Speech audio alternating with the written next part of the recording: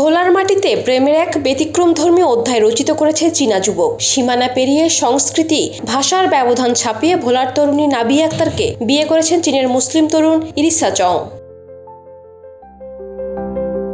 2 বছর আগে নাবিয়ার বড় ভাই রনি হাওলাদারের সঙ্গে ইউচ্যাটে পরিচয় হয় ইরিসা চংয়ের। ধীরে ধীরে গড়ে ওঠে বন্ধুত্ব। সেই বন্ধুত্বের টানেই চীনের লানজু শহর থেকে বাংলাদেশে আসার সিদ্ধান্ত নেন ইরিসা। গত 11 এপ্রিল তিনি সরাসরি চীন থেকে ভোলার চন্দ্রপ্রসাদ গ্রামে এসে রনির বাড়িতে ওঠেন।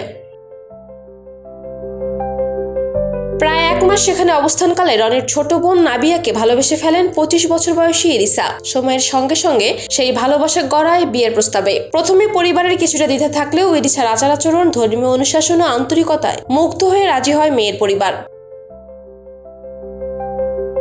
ইরিসা চং চীনের মুসলিম অধ্যুষিত লানজু শহরের বাসিন্দা। 3 ভাই বোনের মধ্যে তিনি দ্বিতীয়। স্থানীয় একটি মাদ্রাসায় ধর্মীয় শিক্ষা লাভ করেন এবং নিয়মিত নামাজ আদায় করেন।